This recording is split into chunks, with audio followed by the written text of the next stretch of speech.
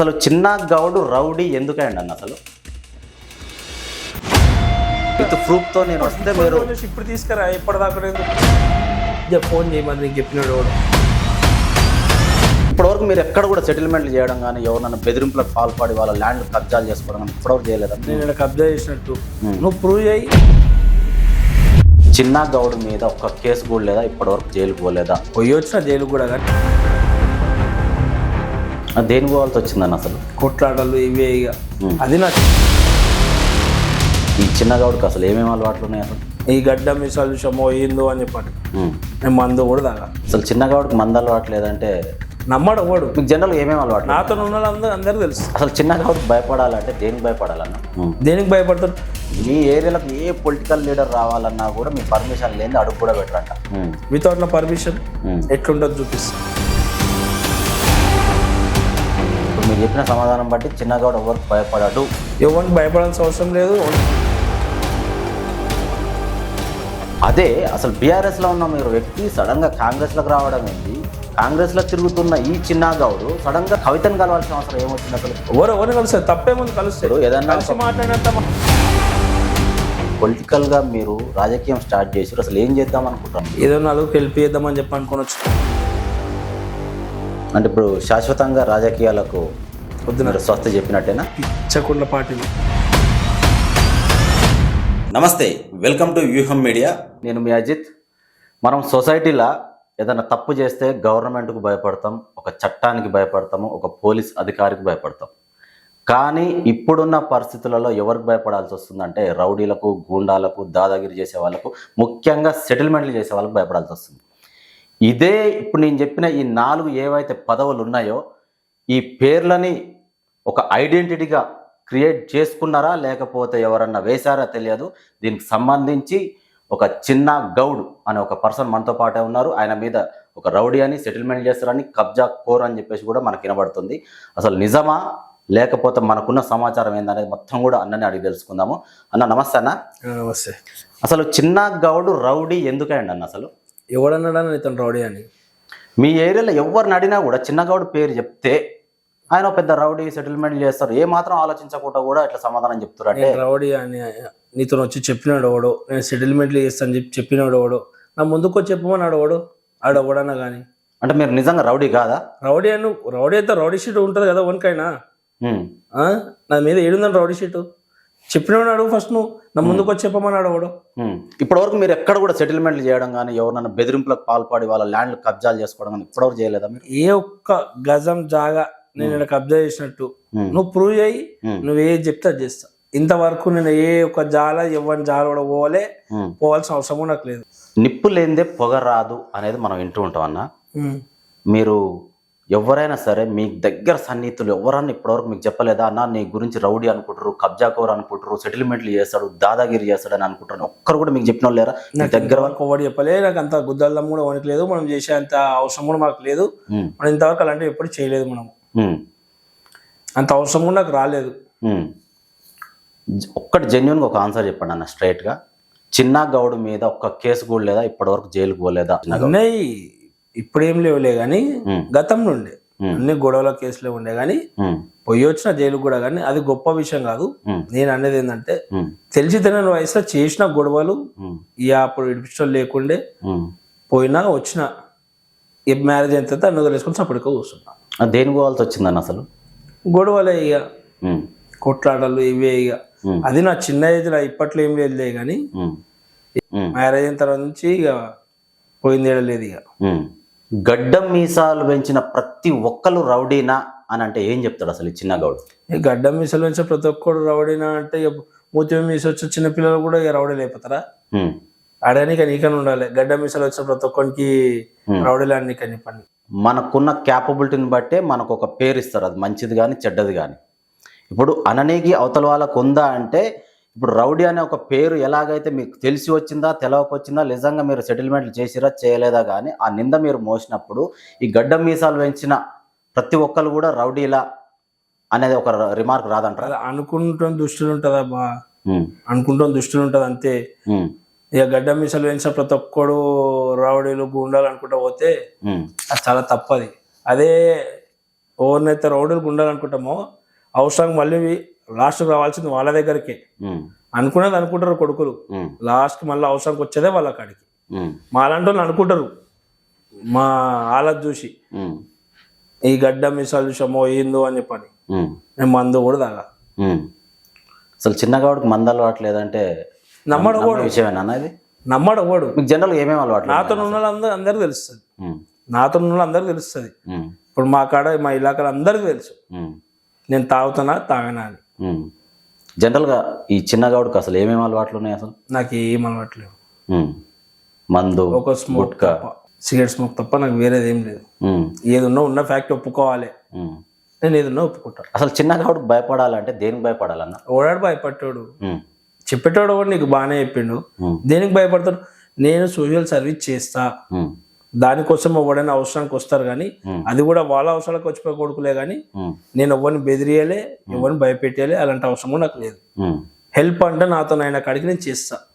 అది మనోడే కానీ పవోడే కానీ మంది అయినా ఎవడైనా ఏ పార్టీ లీడర్ అయినా సరే హెల్ప్ అంటే నేను చేస్తా. అది నాకు అవతల చేత కానోడు రూమర్స్ పుట్టిస్తాను మన గురించి.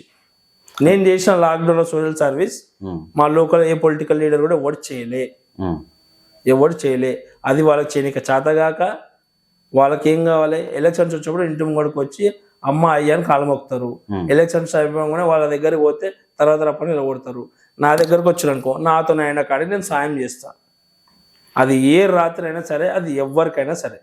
అంటే ఈ చిన్నగాడికి ఎందుకు భయపడాలి? జనరల్ గా క్వశ్చన్ తీయడం దాని వెనక ఒక కారణం ఉంది. మీ ఏరియాలకు ఏ పొలిటికల్ లీడర్ రావాలన్నా కూడా మీ పర్మిషన్ లేని అడుగు కూడా పెట్టరంట.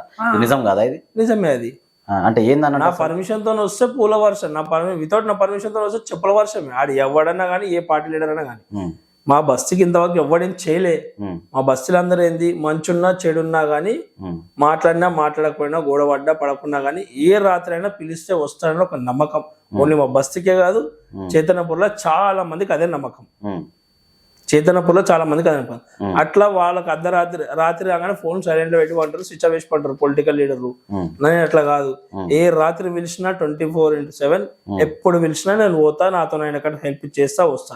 అది వాళ్ళు చేయనిక చేత కాదు, నేను ఏదో చేస్తా. మనం చేసింది మనకు ఒక గుర్తింపు ఉండాలి అని చెప్పని నేను ఒక వీడియో చేసి పెడతా. అది ఎందుకు పెడతాను, రేపటి దినం నా పిల్లలు చూసి వాళ్ళు కూడా ఇట్లా నలుగురు హెల్ప్ చేయాలని చెప్పని అనుకుంటా నేను. దాని నుంచి కూడా ఒక్కరైనా మారడా, ఒక్కరైనా ఒక్కడైనా హెల్ప్ చేయడానికి చెప్పండి. అంతేగాని ఇవన్నీ ఒక మెమరీస్ కోసం తీసుకుంటున్న పిల్లలు కూడా ఇవి చూసి ఇట్లా ఉండాలని చెప్పి అనుకుని చేసినా కానీ ఏదో షోకుటాప్ల కోసం నేను చేయలేదు ఇవన్నీ. అంటే ఇప్పుడు పొలిటికల్ లీడర్లు మీ కాలనీకి రావాలి అంటే చిన్నగాడు పర్మిషన్ ఉండాలి, లేకపోతే చెప్పుల వర్షం కురుస్తుందని మీరు సమాధానం చెప్తున్నారు. రీసెంట్ గా కూడా నేను ఒక మీకు సంబంధించిన వాళ్ళదే ఒక షాప్ ఓపెనింగ్ లో నేను మిమ్మల్ని చూసినా, నేను కూడా అదే ప్లేస్ లో ఉన్నా. అక్కడ ఒక ఎమ్మెల్యే గారి భార్య అక్కడికి వస్తే మీరు ఏం తెలియనట్టు, నాకు సంబంధమే లేదు అసలు ఆమె ఎవరో కూడా నాకు తెలియదు అన్నట్టు మీరు అక్కడ నుంచి అప్పటి వరకు అక్కడ ఉన్న మీరు పక్కకి వెళ్ళి సిగరెట్ తాగుతున్నారు.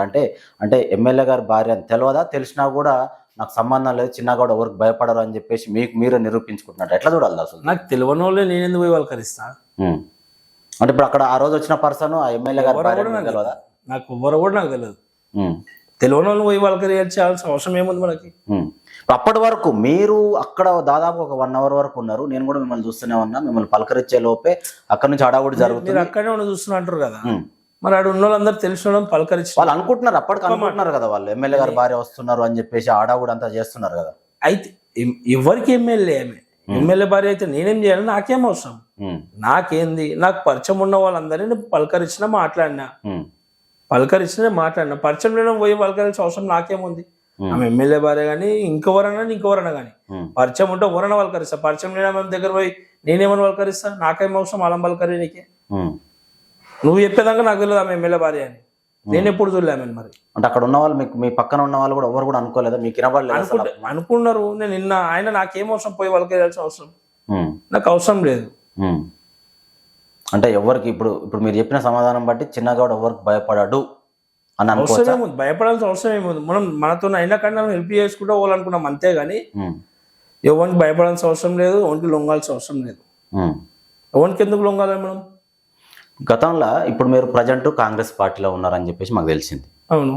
కానీ గతంలో మీరు బీఆర్ఎస్ పార్టీలో కూడా తిరిగిన వాళ్ళే.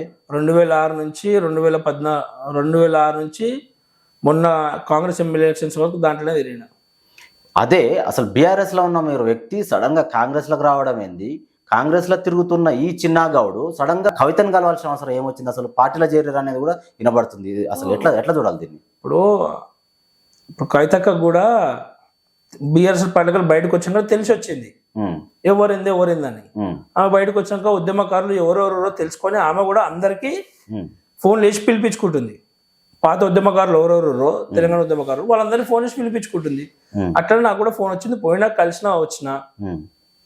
కాంగ్రెస్ పార్టీలో ఉన్న చిన్నగౌడ్కు కవిత తప్పేముంది? ఇలా పొలిటికల్ లీడర్ ఎవరెవరిని కలుస్తలేరు, ఎవరెవరిని కలుస్తారు, తప్పేముంది? కలుస్తారు. ఏదన్నా కలిసి మాట్లాడినంత మాత్రాన పార్టీలో చేయాలట. ఇప్పుడు ఏ పార్టీ వాళ్ళైనా సరే ఎదురెదురుగా వాళ్ళు రాజకీయంగా మాత్రమే శత్రువులుగా ఉంటారు. ఏదైనా ఫంక్షన్ జరిగితే కామన్గా కలుస్తారు. కానీ మీరు స్పెషల్గా వెళ్ళి కవితను కలవడానికి దాని వెనుక ఉన్న పరమార్థం చెప్తున్నా కదా. ఫోన్ వచ్చింది, పోయినా కలుస్తారు. దాంట్లో తప్పేముంది? అందరు ఎంతమంది ఎవరు మాట్లాడుకుంటలేరు, అందరు పార్టీ లీడర్లు అందరు మాట్లాడుకుంటారు. ఏదో పైకి పొలిటికల్ గా షోకి కొట్లాడతారు అంతేగాని లోపల అందరూ ఒకటే. ఇంతకు అక్కడ ఏం జరిగింది అన్న కవితను కలిసిన తర్వాత? పోయినా కలిసిన నాకు కలవాలని చెప్పని ఒకసారి రమ్మని చెప్పి ఫోన్ వచ్చింది.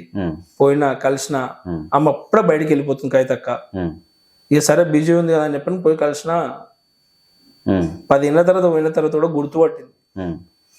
అంటే ఇప్పుడు దీని వెనుక ఉద్దేశం ఏంది అంటే, ఒకవేళ కవితక్క మీకు ఒక 5 నిమిషాలు సమయం ఇస్తే మీరు అందులో చేరుతారు ఆమె పార్టీలో అని చెప్పేసి ఎట్లా ఎట్లా అర్థం చేసుకోవచ్చు దీన్ని? ఎట్లా అంటే ఏం మాట్లాడేది తెలియదు కదా. తెలియదా ముందు ఏమని చెప్తాం?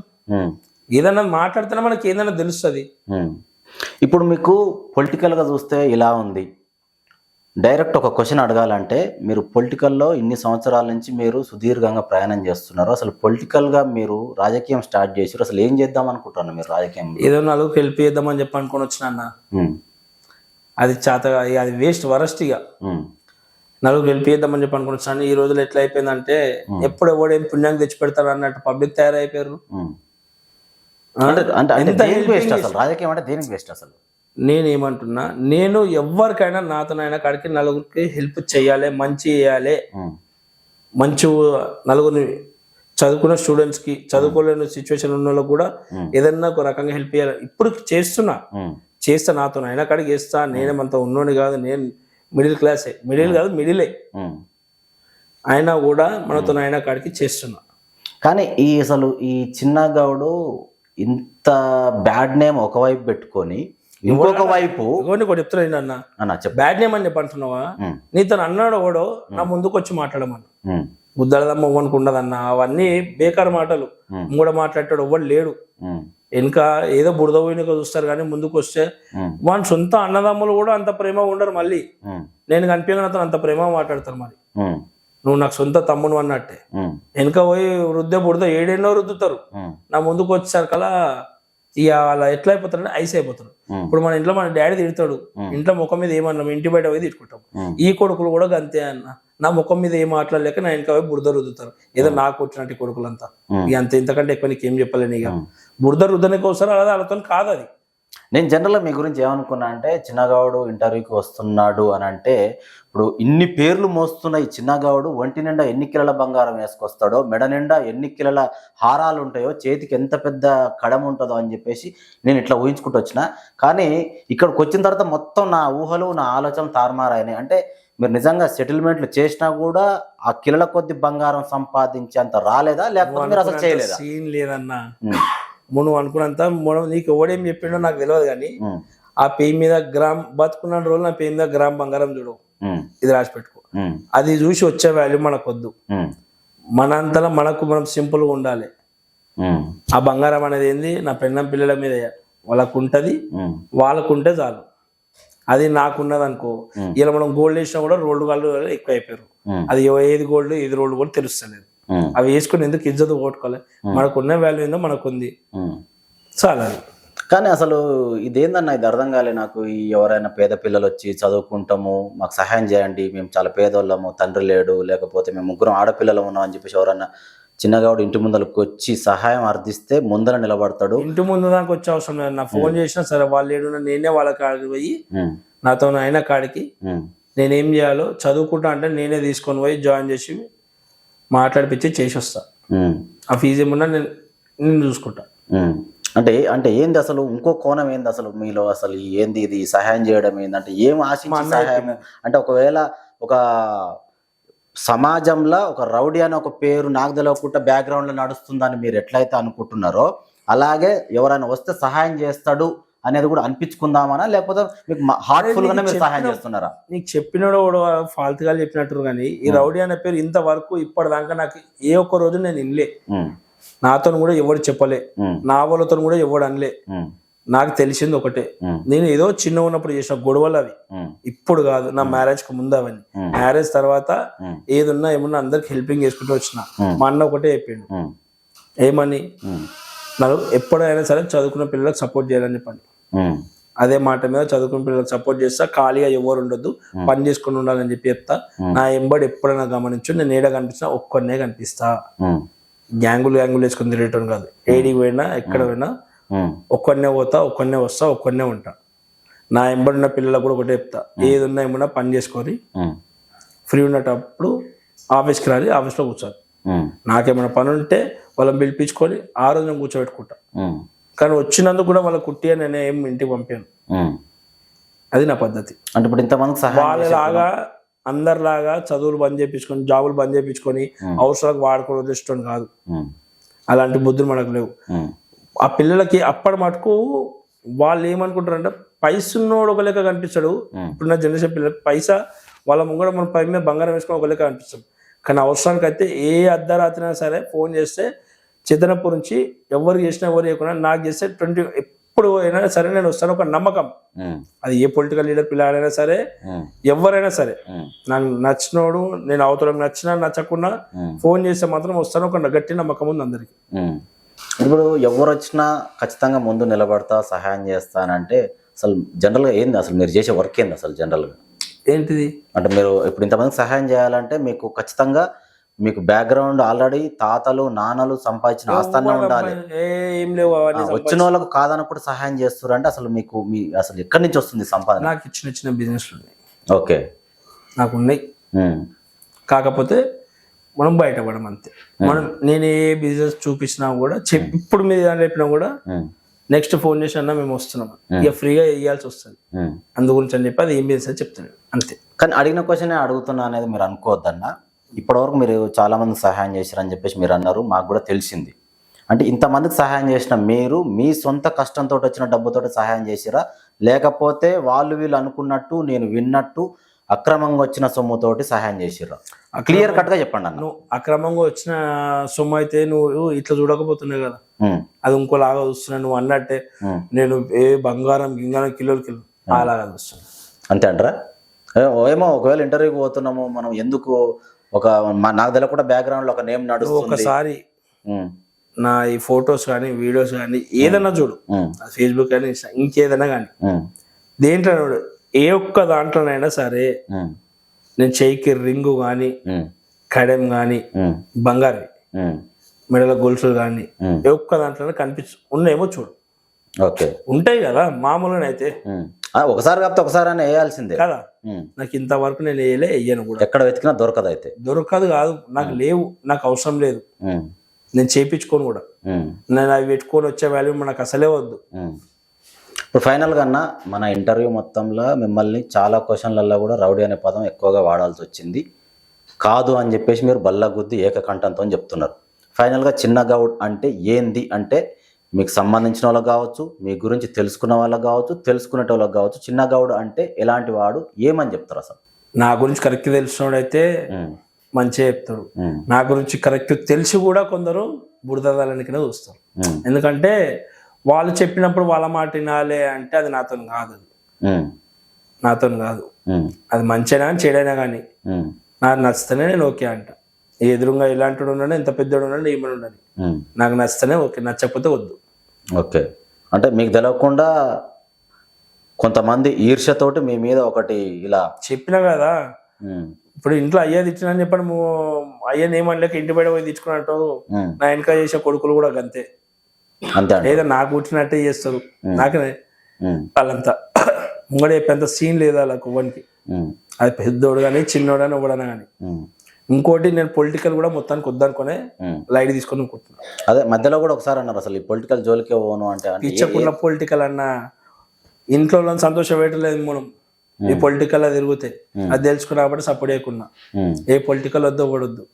ఇప్పుడు రమ్మను మా బస్తీలకి ఏ పొలిటికల్ లీడర్ అన్నా వితౌట్ నా పర్మిషన్ ఎట్లుంటది చూపిస్తా. బస్తీలకు కాదు ఆ చైతన్యపూర్లో తిరగమని అది ఏ పార్టీ లీడర్ అయినా పబ్లిక్ కి వాళ్ళందరికి అర్థమైపోయింది ఎవడు అవసరానికి వస్తాడు ఎవడు అవసరానికి రాడు. ఇక ఇంకో 3-4 నెలల్లో ఎలక్షన్స్ ఉన్నాయి. ఇప్పుడు నేనున్నా అని తిరుగుతుర్రు. ఎంత తిరిగినా పబ్లిక్ కూడా నేను నీకు ఏం కావాలో ఇస్తాను చెప్పి వస్తాను తీసుకోకుండా ఎందుకుంటారు తీసుకుంటారు చేసేది చేస్తారు. కుళ్ళ చెప్పేసిన నాకు అనుకూలంగా ఉన్న వాళ్ళందరికైతే నేను ఒకటే చెప్పిన ఏమని ఎవరు వచ్చినా తీసుకోరు ఏమి ఇచ్చినా తీసుకోరు ఏం చేసినా చేసి అంతేగాని ఎలక్షన్ మూమెంట్లో మాత్రం నేను మీకు ఇప్పుడు ఎలక్షన్స్ వస్తున్నాయి కూడా వాళ్ళు వస్తున్నారని మీకు అర్థమైంది నాకు అర్థమైంది. అవి ఎలక్షన్స్ అప్పుడు ఏం చేయాలో చెప్తే అప్పుడు మీరు అది చేయాలి అంతే. అంటే ఇప్పుడు శాశ్వతంగా రాజకీయాలకు వద్దు స్వస్థ చెప్పినట్టేనా పిచ్చకుండ్ల పార్టీలు అవి ఇట్లా వల్ల జీవితాలు ఖరాబ్ చేసుకోవాలి కానీ టైం వేస్ట్ చేసుకొని తిరగాలి కానీ మనం ఇంట్లో ఓ ముద్ద కూడా పెట్టలేమని తిరిగితే. ఇందాక ఒక మాట అన్నారు ఇంట్లో పెట్టే ముద్ద తీసుకుపోయి బయట పెట్టాల్సి వస్తుంది. ఇందాక ఒక మాట అన్నారన్న మీరే కవితకు ఒకవేళ ఏం చెప్తుందో ఆమె చెప్పిన దాన్ని బట్టి జాయిన్ అవుతానేమో అనే ఒక వర్షన్లో చెప్పారు. చెప్పలేను నాకు ఎప్పుడు నేను ఎట్లుంటానో నాకే తెలియదు. నాకు మాట్లాడేది పర్సన్ ఎవరైనా సరే ఆర్ట్ఫుల్గా ఉండాలి.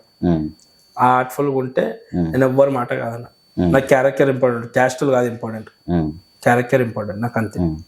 చిన్నగౌడ్ ఆశయం ఏంటంటే అంటే భవిష్యత్తులో ఏం చేయాలంటే ఏం లేదు ఉండే ఇన్ని రోజులు ఇప్పుడైతే ఏం లేదు ఇంకా ఏమైబి గతంలో ఏముండే ఏం చేయాలనుకున్నారు ఇప్పుడు ఏమవుతాను ఏదైనా ఒక మంచి లీడర్ కావాలనుకున్నా నలుగురు గెలిపియాలనుకున్నా ఇక అది ఎంత చేసినా కూడా మన మీద బురద జల్లుడే ఎక్కువ అయిపోయింది. అది చేష్టం చేత కాదు చేసిన నేను అంటే ఒక రాజకీయ నాయకుడిగా ఓడిపోయాడు అని అనుకోవచ్చా చిన్నగౌడ్? ఎట్లా అనుకోరన్నా ఎవరికి నచ్చినట్టు అలా అనుకోర్రి అయ్యేది ఏముంది ఏమైతుంది ఏం కాదు. అనుకున్నా అనుకోకున్నా ఎవడని తెచ్చిపెట్టేది ఏం లేదు. అనుకున్నా సరే అనుకోకున్నా సరే అనుకున్న ప్రతి ఒక్కడు అవసరం నా దగ్గరకు వచ్చిపోయినాడే. నీకు ఓడైతే చెప్పిండే ఇప్పుడు నేను రౌడీ గుండా అని ఆడోడ కూడా నాకు అవసరం నా దగ్గరకు వచ్చిపోయినాడే రానోడైతే కాదు. నల్లికుట్ల కొడుకులని నమ్మడానికి ఆ చేత ముఖం మీద మాట్లాడాలి ఏమున్నా కానీ ఆ చాతాను కొడుకులు ఏం చేస్తారు ఇట్లనే ఇలాంటి వాళ్ళు కలిస్తే వాళ్ళకు బురద చల్లాలి. వాడు హీరో గానికి అవతలని నాన్నే కాదు ఎవరినైనా ఎవడైనా అదే చేస్తాడు. కానీ భవిష్యత్తులో మళ్ళీ మీ గురించి ఎక్కడైనా నేను టాపిక్ తీస్తే ఒకవేళ ఎవరన్నా అంటే కనుక విత్ ప్రూఫ్ తోటి వచ్చి మీ ముందర నేను ఇంటర్వ్యూలో కూర్చుంటాను మీరు సిద్ధంగా ఉంటారా? విత్ ప్రూఫ్ తో నేను వస్తే మీరు ఇప్పుడు తీసుకురా ఎప్పటిదాకా ఎందుకు ఇప్పుడు ఫోన్ చేయమని నీకు చెప్పినాడు వాడు మీ ఏరియా వాళ్ళు స్పెషల్ గా ఒక పర్సన్ అనేది కాదు అక్కడ. ఇప్పుడు నేను మా ఏరియాలో ప్రతి ఒక్కరికి నచ్చాలని రూల్ ఏం లేదు. మా ఏరియాలో ప్రతి ఒక్కరికి నచ్చాలని రూల్ ఏం లేదు. నేను అంత పెద్ద తోపనేం కాదు. నేను కూడా అందరికి నచ్చాలన్న రూలు ఏం లేదు. మనం నచ్చం కొందరికి ఏదో పైకి మాత్రం నటిస్తారు. నాకు ఆ నటన రాదు. నాకు నచ్చితే మాట్లాడతాను నచ్చకపోతే మొక్క మీద తిట్టి వచ్చేస్తాను. అరే నేను ఎందుకు వల్కరిస్తున్నారు అబ్బాయి నువ్వు నాకు నచ్చవు మాట్లాడక.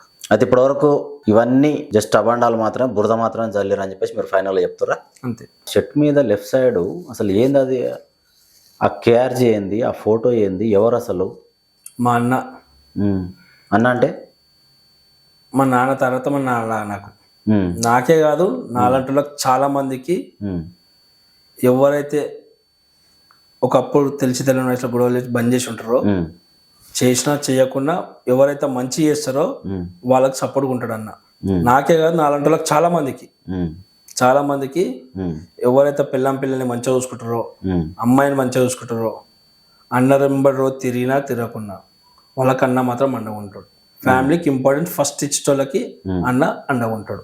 అది మనోడే కానీ బయటడే కానీ. అంటే షర్టు ఇట్లా పాకెట్ ఉండే ప్లేస్ లో ఫోటో వేసుకునే అంత ఏం అవసరం వచ్చింది? ఒకవేళ ఉంటే మనసులో పెట్టుకోవచ్చు కదా. అది నా ఇష్టం. అది నా ఇష్టం. అది నాకు నచ్చినట్టు నేను ఉంటా. నాకు ఏది ఉన్నా ఏమున్నా ప్రతి ఒక్కటి నాకు మా అన్ననే. నాకు ప్రతి ఒక్కటి నాకు మా అన్ననే. నేను ఎవ్వరికి మంచి చేయాలన్నా మా అన్ననే. అంటే చిన్నగాడు పడుకున్నా లేచినా ఏం చేసినా కేఆర్జీ అంతే అంతే. కొత్త రఘుగౌడ్ మా అన్న పేరు. ఆయనకి ఏ పొలిటికల్ తో కూడా అవసరం లేదు. కాకపోతే అందరు పొలిటికల్ లీడర్లు ఈయన ఏ పొలిటికల్ లీడర్ అయినా సరే మా అన్న ఫోన్ కొడితే మా అన్న దగ్గర వాలాలి. అది ఎంత పెద్ద పొలిటికల్ లీడర్ అయినా సరే. అట్లా అని చెప్పి మా అన్న ఉమ్, అట్లా రువాబ్స ఉంటాడు. ఉమ్, చిన్న పెద్ద ప్రతి ఒక్కరిని ఎలాంటి వాళ్ళైనా సరే కలుపుకొని పోతాడు. అందరికి మంచి చేయాలనుకుంటాడు. ఉమ్, మా అన్నకున్న గుణం అలాంటిది. నాకు ఎప్పటికైనా మా అన్నలాగా నేను నలుగురు మంచి చేయాలనుకుంటున్నాను అంతే. ఇది చూసుకోవచ్చు మనము. చిన్న గౌడ్ మీద ఉన్న ఏవేవైతే ఇప్పటి వరకు మనం ఇంటర్వ్యూ మొత్తంలో ఏమేమైతే అడిగినామో, నెగిటివ్ కావచ్చు పాజిటివ్ కావచ్చు, ఓపెన్ సవాల్ అయితే విసురుతుండు ఇంటర్వ్యూ మొత్తంలో. మళ్ళీ ఒకవేళ ప్రూఫ్స్ వచ్చినా కూడా రుజువు చేయాలనుకుంటే నేను ముందు నిలబడతా, నా ముందుకైనా తీసుకురండి అంటుండు. ఇన్ కేస్ ఒకవేళ చిన్నగౌడ్ గురించి మన దగ్గరికి ఎలాంటి ప్రూఫ్స్ వచ్చినా కూడా మళ్ళీ మనం ఇంటర్వ్యూలో కూర్చోబెట్టి విత్ ప్రూఫ్ తోటి మళ్ళీ ఇంటర్వ్యూ అయితే చేసే ప్రయత్నం చేయబోద్దాం. Thank you.